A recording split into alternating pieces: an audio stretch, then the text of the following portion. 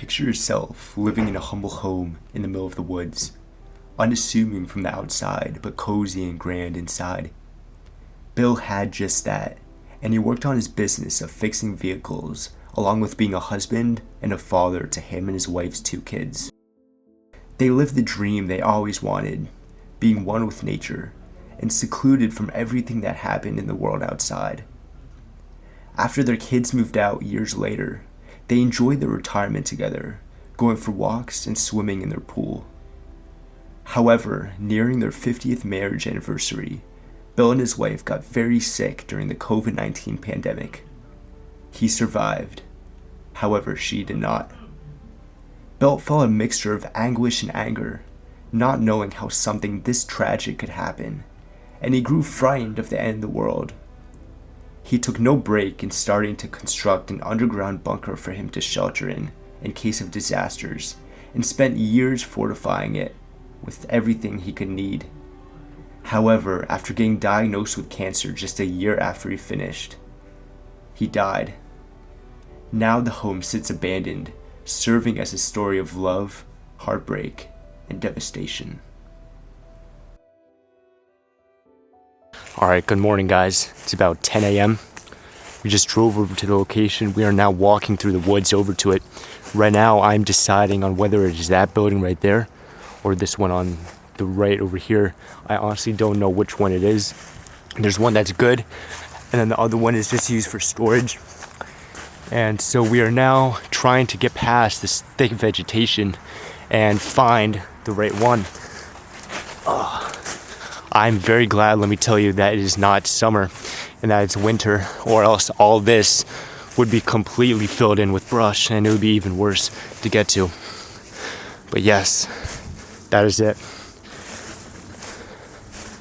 And as we get closer to the house itself, we actually spotted this old pool, and you could just tell it's been abandoned for a long time. Just looking on the sides, it's just completely green, full of moss, and the bottom is just all muck. It seems like it would have been maybe 9 feet, but definitely a relatively nice pool for the time. And here's another view of the house. It doesn't look big from the outside, but once you get inside, it's insane. And of course, there's the 2-floor basement with the underground fallout shelter. So let's head over inside, let's find a way in, and let's see what's up with this place. After initially hearing about a part of the history of the home, I was ready for a saddening exploration, but nothing could prepare me for everything I would find. Stepping inside for the first time, it felt as I was supposed to be there, walking through and seeing family photos and a fully set dining room table. And as we take our first steps inside this home, I could just tell it's gonna be a good one. This is like nothing I've ever seen before. Just as we walk in, this is the living room right here. And it's just a generic living room, you know, couches, sofas, stuff like that. But that is something we don't see a lot or at all. The first time I've ever seen this. It's a whole organ. I've seen pianos countless times, but this is just 10 times extra. Look at the grand size of that. Those are like 12 feet tall. Imagine it works. I'm assuming something like this will be electric. Yeah. Doesn't work, but this is just crazy. Of course, a fake flower. Beautiful. Is this cotton? I think this is cotton. Yeah, it is. But as you can see, just as we're panning around, we can see everything is left behind completely. And it's just a great view of the second floor as well. We'll check that out last. And definitely a nice chandelier for lighting. And a fireplace over in this corner to heat the house. This is just beautiful either way though. It's really amazing. And it is a real fireplace. It's not decorative like a lot of them. There's actual real wood in there. And a lot of it is charred too, so it seems like they did have a fire with that. There's 2 candles on either side as well. Very nice decoration. Of course, these are the stairs going up. And there's even a piano here. I don't know how this would even compare to the sheer size and magnitude of that, but I'm assuming this one would work. Yeah. Definitely playing the keys on old pianos definitely gives a ominous vibe, you know, kind of creepy horror movie kind of feel, but this seems like it would have been the dining room or a little dining table, yeah, because that right there's the kitchen. And it's amazing to see on the fridge, there's so many family photos still and postcards. It seems like they left to travel. That was from Greece, some from New York, but definitely seemed like they traveled a lot and explored the world the best they could. Huh. Wow. This may be a second living room, maybe a hangout spot. However, you could see that decay is definitely starting to happen, and I'm actually seeing some water droplets fall as we speak. And someone did put these buckets down here to try to keep the water from getting into the floors. Because guys, I say it all the time, once water gets into a place, it's pretty much done for. You know, just because of the mold and the structural damage it does, it's just a big nightmare to deal with. But before we move on, this is just another view of the living room from this side. And taking a closer look at the kitchen right here. Of course, everything is still left behind, all the condiments, all the food. It doesn't smell that bad either, but it goes back a lot because that's the stairs right there. But they pretty much just upped and left. And this is where they would be cooking their meals every single day. This is probably the room they spent most of their time in.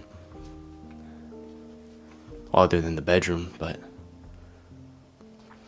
he voted today. Shout out to that then. But this is the pantry right here. Yeah, it's a small pantry. It doesn't go back a lot.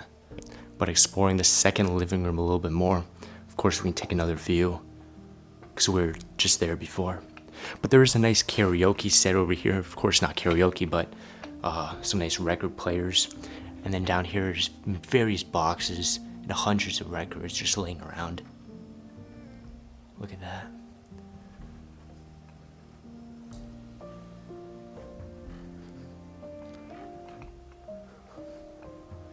And maybe up there on that counter, it might have been a TV. So they can just sit on these couches and just watch what they wanted. And a speaker as well. That seems to be another family photo. To be honest, guys, I'm not exactly sure what happened. I'll have to do my research when I get back home. But I'm assuming they died or they got killed somehow. Had to leave everything behind. But this turns out to be the dining room.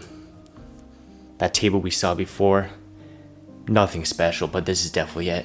And we can even see that there's wine still in the cups. That's just fascinating to see. They literally just got up and left. And the china is beautiful as well. Look at the flowers surrounding it. And this old plant that got lost with the tick of time, it's dead now, but I'm sure they would have watered it every single day.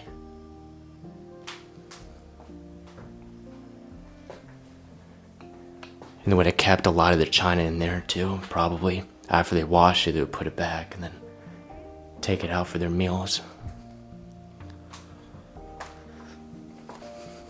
But this right here, where the mattress is covering, that's the front door.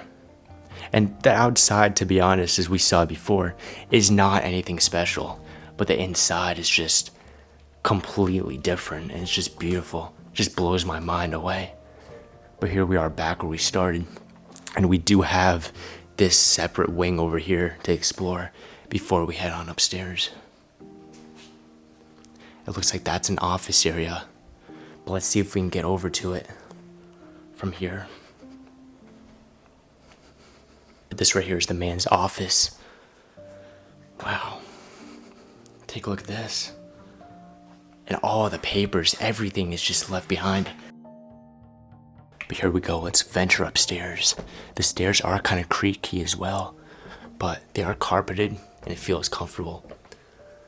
But we're gonna have a very good view up here of everything downstairs.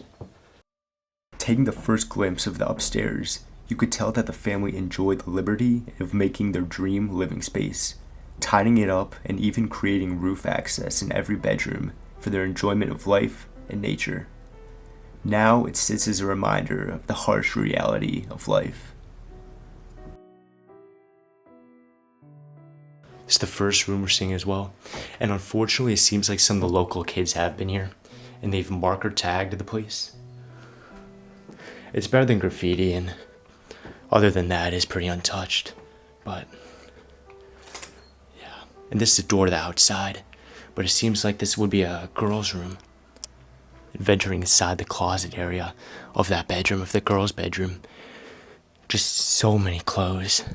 Just encountered with all this stuff right here. It's just crazy to see left behind and just forgotten. Wow. I think this definitely was the kid's bedroom, because a lot of these clothes don't seem to be very big. But it's insane, everything is still here, all the hats. And you can even see on the windows, the cobwebs just growing on it. And the windows are all like fogged up from the humidity. Wow. It seems like this was shared. This would be the man's side. And then this side on the right would be the woman's. Yeah. But of course, as we get out of there, we can see another view of the living room up top. Very beautiful for sure. Wow. And it seems like there's a few more bedrooms along, but we'll go in here first. And I think this is even an office space or maybe a library, just because of all these books left behind here. Yeah, it is. It's definitely a study room. Yeah. Really amazing. They were definitely smart, very, very smart people. And looking over here is a photo album. This seems to be them on their wedding day. Look at that. Yeah, all these books though left behind. It's just their entire lives were just lost or forgotten. And it's really good to be able to document these places and, keep their memories alive. Well, here we are. This seems to be a little kid's bedroom. Yeah. The first bedroom we explored was probably the master bedroom and closet, of course. And this right here is the kids. They probably had 2 little girls just based on the beds here. And of course, their closets are still completely full of stuff. Wow. And their trophies from sports, that's from 1989. Even their McCafe drink is still here. Wow. Look at that. That's probably them. So it looks like they did have a little boy. That would be him right here. Huh. And here we are at the bedroom right next to it. We just passed by that little corridor right here. It's just a simple bathroom, nothing really special to it. But this seems to be the other one. Maybe a guest bedroom, because this one is not full at all. Or maybe even a nursery for the kids to play in. And of course we can see a lot of trophies. Not too many clothes in the hangers. Which is kind of telling me that this probably was a spare bedroom. Or maybe for storage or something. Yeah. Interesting. But that's the second floor. That's it. Now is the best part. We have to go to the basement and the second floor basement. I'm super excited to see it. But just one last look around. There probably would be an old painting over there on those hangers.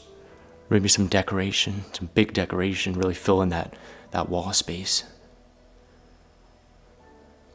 It's beautiful living space though, really. Really is grand and splendid, really. Look at these knickknacks on the shelves.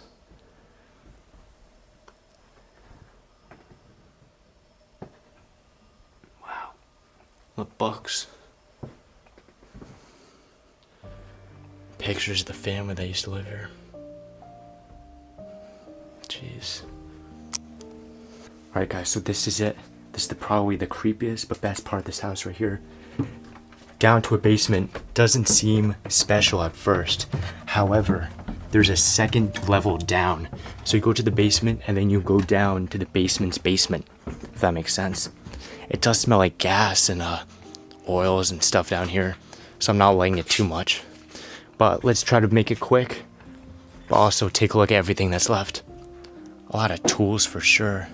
Of course, we did learn he was a handyman and he worked with cars and trucks and vehicles, but as we go down a bit and investigate a little bit more, right over there, we're gonna end up seeing foods and more canned goods and really survival shelter supplies right down there.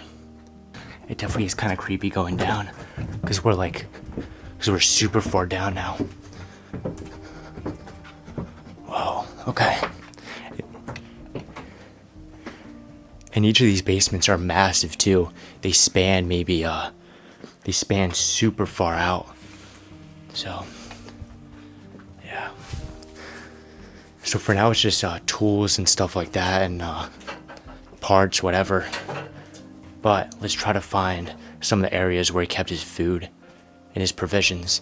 There is a bottle of poison here as well. I do want to find that. But this isn't it. Maybe on the other side. Look at all those license plates. Jeez. Wow, it's a whole collection. Maybe it's on this side of the place. It does have a funky smell to it down here. Oh yeah, but this is it, guys. Take a look at this. All these provision, all these canned foods right here. Those are empty right there. However, take a look at all this alcohol. All of this, stocked fully, is just alcohol. And then going down here, it does seem kind of narrow, but hopefully we can navigate our way through. Yeah, but guys, in each of these lockers on either side is just completely filled with food. It's just too narrow to go down now anymore, but clothes, jackets, food, water, drinks, completely filled with everything. Take a look at this. All this alcohol is insane. All this corn. It seems like he was really worried about the end of the world or some nuke blowing up or something. Those canned beans, all of it. There has to be thousands of bottles of food. After diving in, it was evident that one of their biggest worries was to end the world and how they would prepare for that. However, they failed to prevent the ultimate demise themselves.